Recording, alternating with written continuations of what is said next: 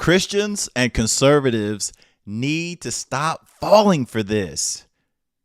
All over Christian media, all over conservative media, I continue to see advertisements for gold.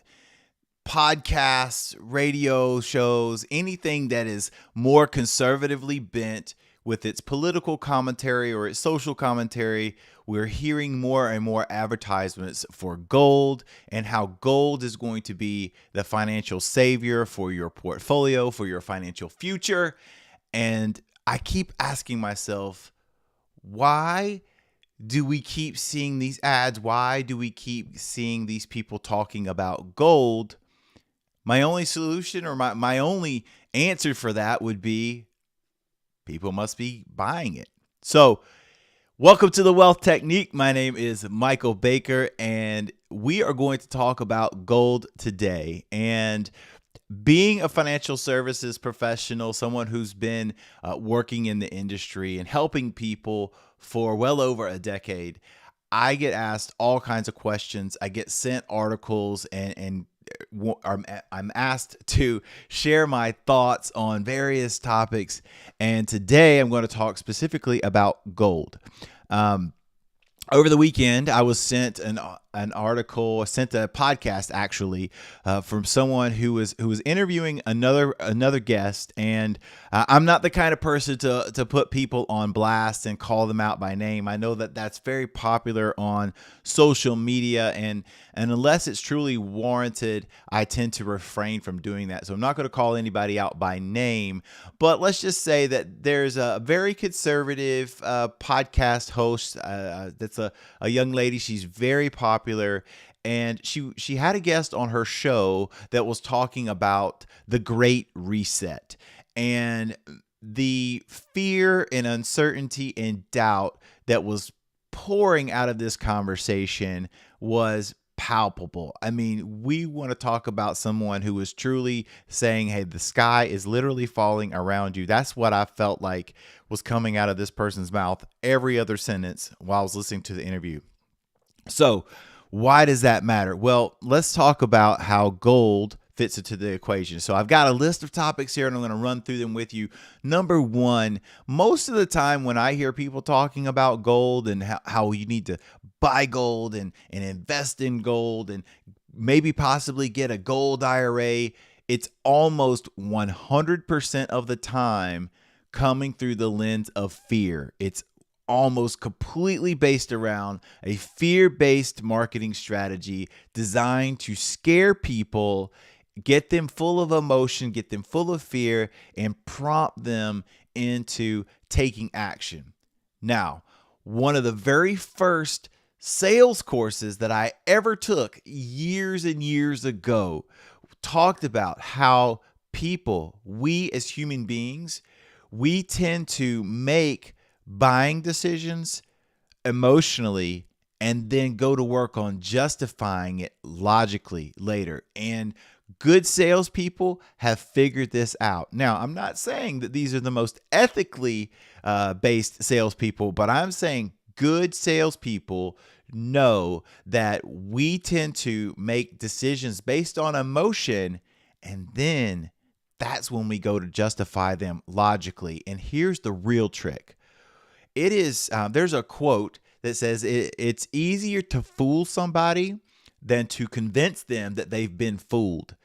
And this plays right into the sales tactics. They get you hyped up, get you full of emotion, get you afraid, get you to make a buying decision. Now you've made the buying decision, and now your brain goes to work logically to justify what you just did. And then our confirmation bias kicks in.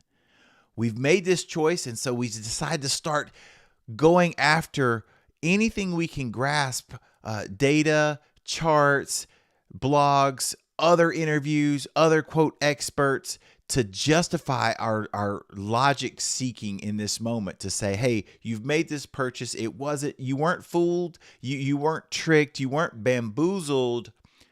But you made this purchase, and you did so because you're a logical, rational person. That's how we all operate. It's part of our psyche, and good salespeople have figured this out. So that is one of the reasons why I want to warn you to be very careful when you hear people pumping gold, and especially pumping gold within the context of being afraid, like something tragic is going to happen and that gold is going to step in and save you. Right? Be very, very, very discerning when you hear that. And as Christians, we're called to be discerning. We're called to, to use our wisdom and make wise judgment calls. So let's talk about utility versus value. Now, why, in your mind, why do you think gold is valuable? That's one of the first questions you should ask yourself when you're getting ready to exchange your money, your currency, for an asset like gold. That's one of the first investment decisions you should be thinking. Like, why does this transaction make sense? Why is gold valuable? Is it because you believe that gold is going to come back and become a currency once again? Is it because you believe that the price of gold is only going to go up in the future? Is it because you believe that should we see a collapse in the dollar, that anyone that has gold is going to be somehow insulated from that? Those are the questions that you should really ask yourself. Another great question to ask yourself is, are you speculating? Are you buying gold just because you think the price of it's going to continue to go up, and you're playing the greater fool theory that if you have gold now, that there'll always be somebody wanting and willing to buy it from you at a higher price in the future? So you're literally just speculating on price. Some of these are valid conversations to be had, but it's really important that you think it through. That's my opinion, because I want to think about the utility of gold as a currency. If gold could function as a currency right now, like, why can't you go and just transact in day to day with it? And I'm not saying why you can't go sell your gold back to a broker or some type of exchange where they give you cash or fiat currency for your gold. I'm asking why you can't go out day to day and transact with gold. Now, I'm sure that if someone had a means, if a merchant had a means of validating your gold and proving that it was in fact authentically gold, they would take it for you. But how would you do that? How would you go and take gold coin and go buy bread right now if you needed to? Like, how would that work? That's a question you have to ask. Let's talk about gold as an inflation hedge. I'm planning to, as I started researching for this live today, I decided there are lots of other stuff that I want to put in, charts and other things that me as an advisor, I actually have to get regulatory compliance approval before I show you things. We'll talk about that in a second. But when I have to get approval for things, I can't just throw charts at you. I have to, do my research, do my due diligence, and actually, it's my duty to show you things that I believe are factually accurate and actually can be backed by research. And so I'm not going to do that today. But in researching that through this, I saw that there's several charts that are easily accessible to people if you know how to do research, that show that the gold as an inflation hedge, it holds up. It holds up. And maybe you're thinking that, duh, I knew that, Michael. Why are you telling me that? Well, gold as an inflation hedge holds up pretty well. But if you compare the price of gold as an inflation hedge against maybe something like investing in the S&P 500 as something that's maintaining the purchasing power of your dollars, it's not even close. It's not even in the same, they're not even in the same neighborhood when it comes to compatibility.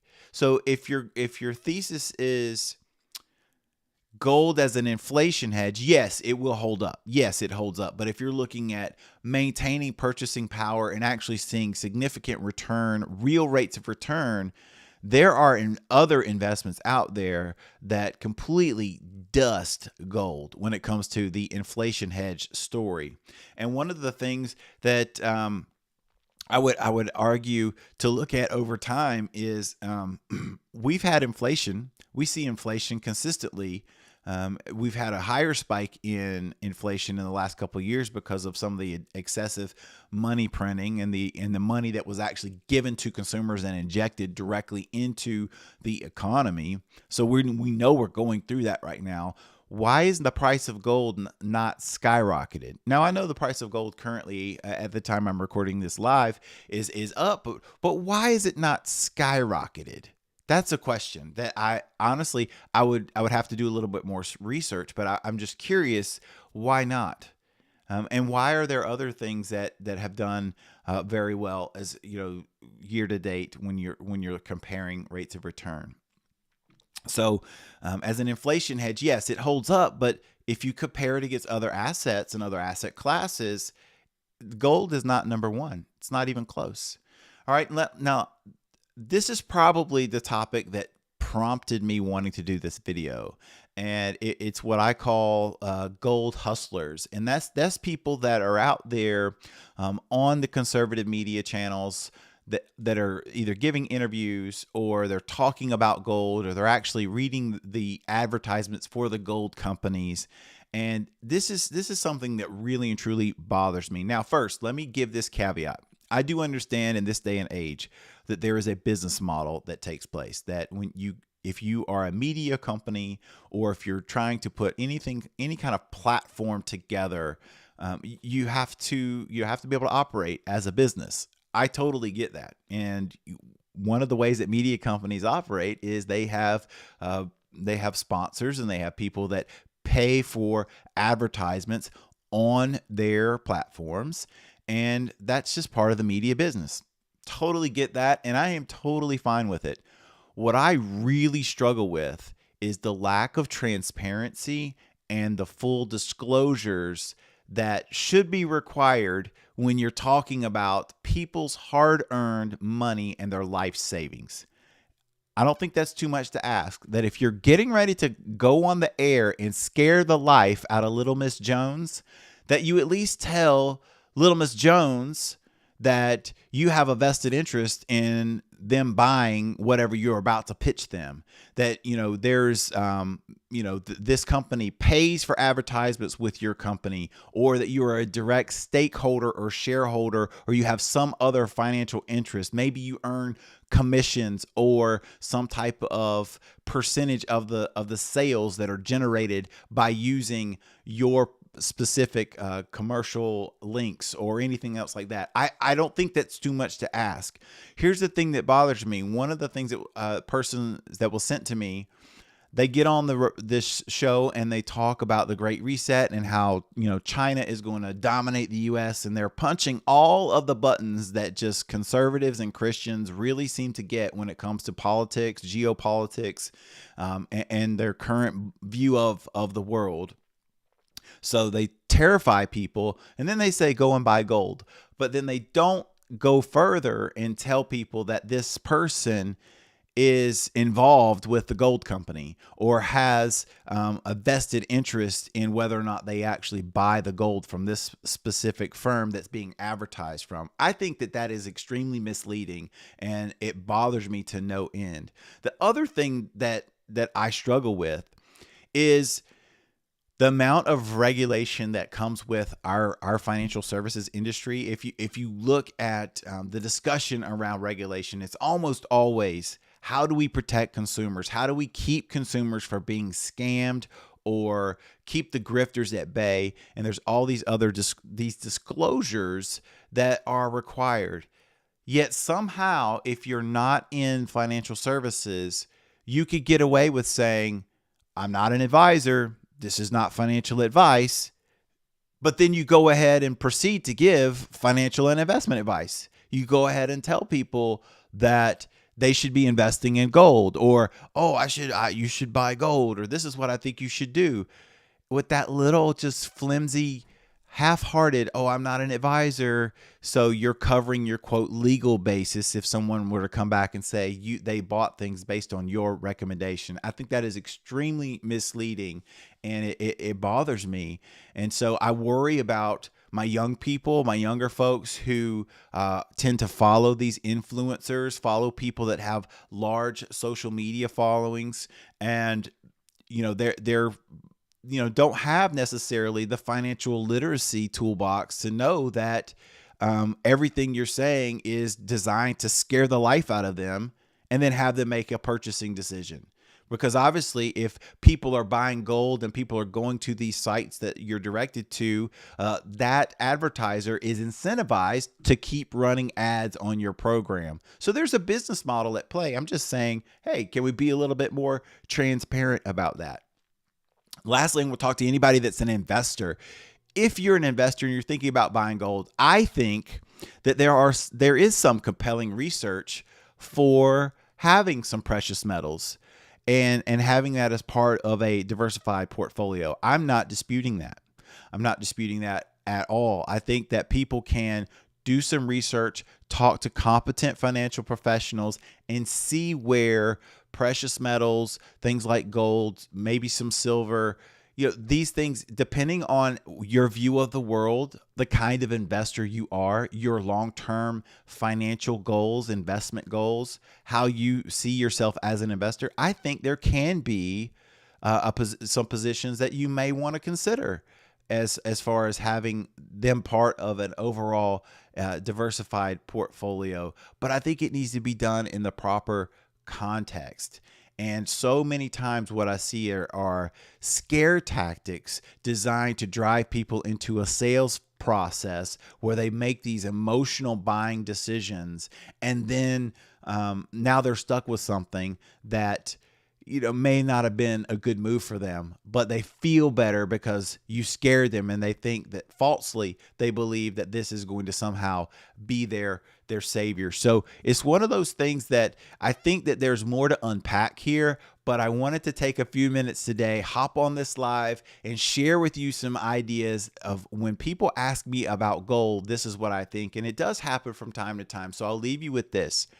I want you to think not just about the immediate thing that you're afraid of. When someone's giving you some type of scare tactic and saying, hey, the dollar is going to collapse or this is going to happen, I want you to think about if that were true and that is going and if that does happen, what are the second order effects that we could take place?